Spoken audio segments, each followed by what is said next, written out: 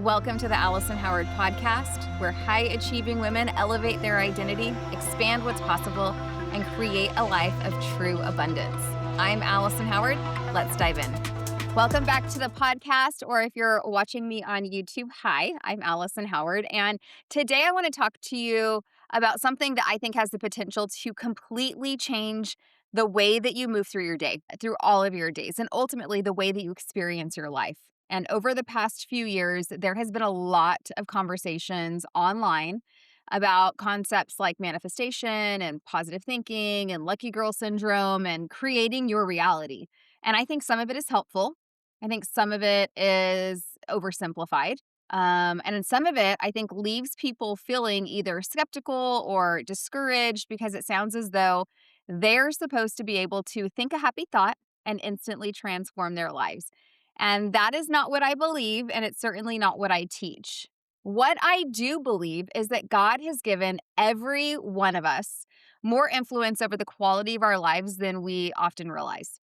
He's given us the ability to choose what we focus on, what we expect, what we rehearse mentally, what meaning we assign to circumstances, and then, of course, how to respond when life does not unfold according to our plans. And those things matter way more than what most people think. So, the woman listening to this podcast is likely carrying a lot. Maybe this is you. Okay. How many of these boxes do you tick? The woman listening to this podcast might be somebody who's building a business or pursuing a meaningful career. She's showing up for her family. She's trying to be a present wife. She's trying to be an engaged mom, a faithful believer, a good friend, a responsible adult. She has goals and dreams and ambitions. She's trying to take care of her health, her animals, her garden. I mean, all of these different things, right? But there are days when she feels as though she's simply moving from one responsibility to the next without fully experiencing the life that she's working to create. And she's working hard to create that life. And if that sounds familiar, I want you to know that I understand. There have been seasons in my own life when I felt as though I was constantly striving towards some future version of happiness. Of course, right? I am a wife. I'm a mom of three. I have two adult children, so I'm kind of in that launching phase of life, and I just remember always looking ahead to the next milestone, to the next income goal, to the next opportunity, the next breakthrough. And in the process of doing all that, I was unintentionally surrendering my own ability to experience joy and peace and gratitude and possibility right there in the present moment. So, what I eventually discovered is that beautiful lives are not created in the big dramatic moments. They're actually created through thousands of seemingly insignificant moments that accumulate over time. A beautiful life is built through beautiful days. And beautiful days are built through intentional thoughts and intentional expectations, intentional attention, and intentional choices. And that's what I want to talk about today because I think many women are underestimating just how much influence they have over the atmosphere of their own lives. And they're feeling a deep sadness because of it. And so I want to speak to this directly. One of the most important things I have learned through both personal experience and coaching is that human beings are constantly telling themselves stories. From the moment you wake up in the morning until the moment you go to bed at night, there is an ongoing narrative running in the background of your mind. For some women, the narrative sounds something like, this is going to be a really stressful day, or I'm already behind, or I have too much to do. Nothing ever works out the way I want it to. I'm so exhausted. I can't seem to get ahead. I don't know how I'm going to make this work. Those thoughts may seem harmless because they feel normal. Maybe this is just kind of how you wake up or how you get your day going. They may even feel realistic because you know your life and that feels realistic for your life. But over time, what happens is they begin creating a lens through which you experience your life. The problem is not that difficult things happen. Difficult things happen for all of us. The problem is that many women rehearse struggle so consistently that they begin expecting it. Once they begin expecting it, they start noticing evidence of it everywhere they look. Meanwhile, another woman may face equally challenging circumstances, but she carries a very different internal narrative. She wakes up believing that God is with her, that opportunities are available to her, that solutions exist, that she's capable of handling whatever comes her way that day, and that even unexpected setbacks can be used for her good. So, do you see how differently those two women are likely to experience the same day? The circumstances may not be like dramatically different in their lives, but their expectations are. And expectations influence experience more than people realize. So, one of the reasons that expectation is so powerful is because it influences what you pay attention to. Now, I'm not saying that, expectation magically changes your reality, but I am saying that expectation changes your experience of reality. So, I want you to think about that for a moment. So here's an example. I've used this before, and I know that you probably have heard of this, but maybe you haven't. Even if you have, the reminder's good. Have you ever decided that you wanted, a certain type of car, a certain type of vehicle, and suddenly you started seeing that vehicle everywhere? The cars were always there, okay? They were always there. They did not suddenly appear in the moment you became interested in them. What changed was your awareness. Once you decided that you wanted the car, you just started seeing it everywhere because your awareness clued into that. The same thing happens in everyday life. If you expect rejection, you become highly sensitive to signs that someone may not approve of you. If you expect failure, you become highly sensitive to evidence that something might not work. If you expect disappointment, you become highly attuned to everything that is missing, that is delayed, or that's imperfect. But if you expect opportunities, you begin noticing opportunities. If you expect solutions, you begin noticing solutions. If you expect God's provision in your life, you begin noticing evidence of His provision in your life. And this is why I believe expectation is one of the most underappreciated forces in a person's life. Not because it changes who God is, and it's not because it controls circumstances, but because it changes the lens through which you experience your circumstances. So when I look back at different, seasons and times in my life where I felt discouraged or frustrated or stuck, I can often see that I had unintentionally trained myself to look for evidence that things were not working. I was paying attention to what was missing instead of paying attention to the solution. I was paying attention to what had not yet happened. I was paying attention to every reason I should be concerned or worried. And while some of those concerns may have been understandable, they were not helping me create the life that I wanted. In Matthew, it talks about worry. And that's something that I have really had to study in my life because my nickname as a child was Worry Wart. I worried about everything. And so I really had to rewire my brain to not worry. Eventually, what I had to do is just ask myself a different question. So, what if I started looking for evidence of things that were working? What if I started looking for evidence of growth? What if I started paying attention to opportunities instead of all the obstacles that I was focusing on? What if I stopped assuming that life was happening against me and started believing that God was actively working on my behalf? And that shift that I decided to make, it changed so many things in my life, way more than I expected. So, one of the reasons that I am so passionate about bridging the gap between mindset work and biblical principles is because I think many Christians have unknowingly separated these concepts that were never meant to be separated.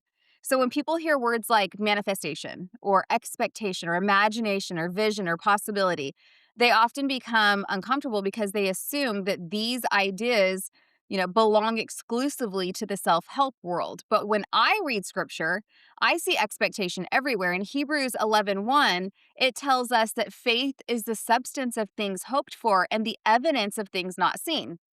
What is hope if not expectation? What is faith if not the willingness to believe something is possible for you before you can physically see it? That is faith. Throughout scripture, we see people who were willing to expect something different than their current circumstances suggested over and over again. Abraham expected descendants when there was no evidence. David expected victory when everyone else expected defeat. The woman with the issue of blood expected healing before she even touched the hem of Jesus's garment. Again and again, we see people partnering with possibility instead of limitation. Now, this does not mean they ignored reality. It means they refused to let reality be the final authority. And there is a difference. And I think that many women need to hear this today. You don't have to pretend that your problems don't exist. I'm not asking you to do that. You don't have to deny difficult circumstances, and you don't have to force yourself into fake positivity. If you know me, you know I'm not about that at all. But you also do not have to become emotionally devoted to what is wrong. You are allowed to believe something better is possible for your life. You are allowed to expect good things. You're allowed to anticipate growth. You're allowed to believe that God can open doors that you currently cannot see. So, one of the things that I have observed both in my own life and in the lives of my clients is that expectation changes behavior. So, if you have a woman who expects rejection, she's going to be moving throughout her day and her life so differently than a woman who expects connection. A woman who expects failure, she's going to be moving differently through her day and her life than a woman who expects growth. A woman who expects criticism, again, she's going to move differently through her day and her life than a woman who expects favor. The woman who is expecting good things is often more willing to take action because she's not constantly bracing for disappointment. So she sends that email, she posts the content, she launches the offer, she starts that project or that business, she introduces herself to someone new, she asks questions, she takes the next step. And it's not because she knows everything's going to work out perfectly.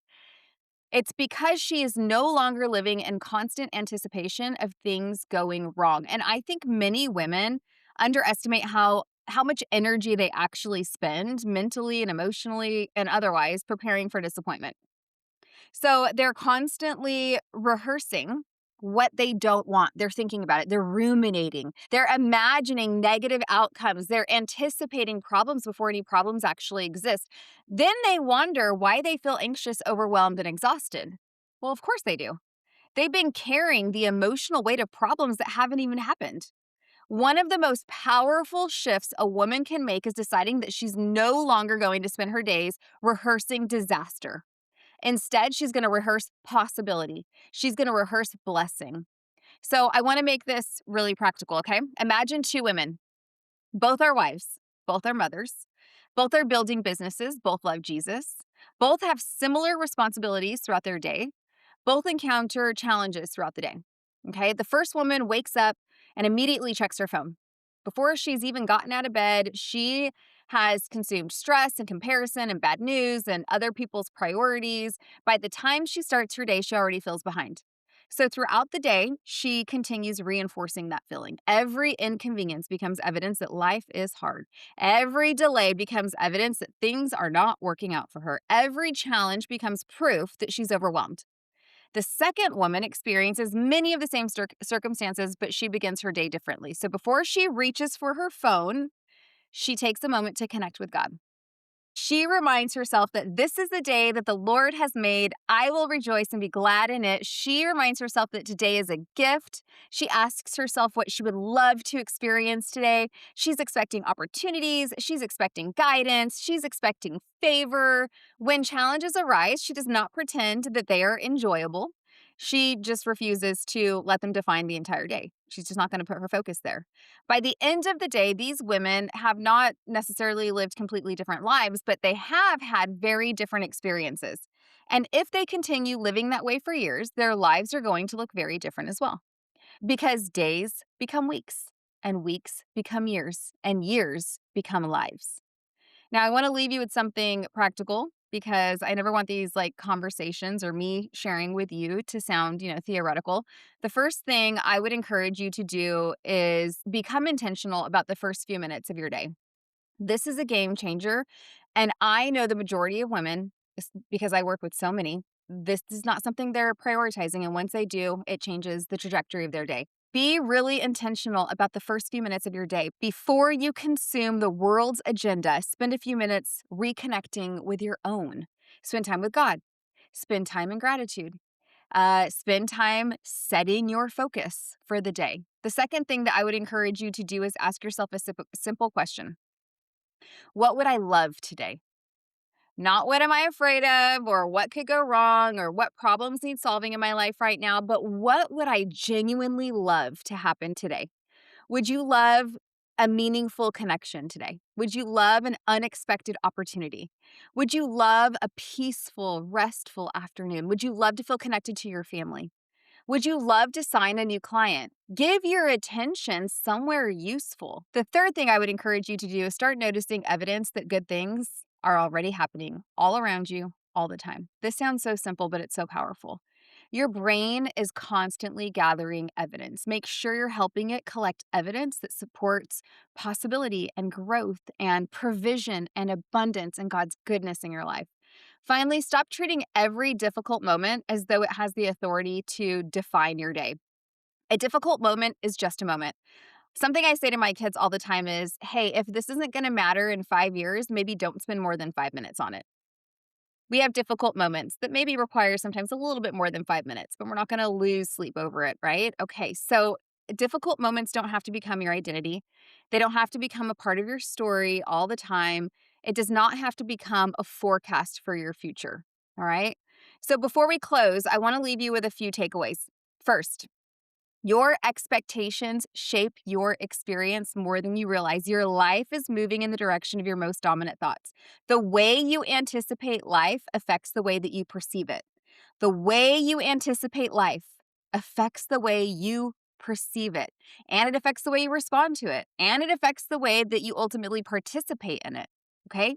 Keep that front of mind. Number two, faith and expectation are deeply connected. Faith is not this sort of passive wishing for things. Faith is the willingness to partner with possibility before there is physical evidence.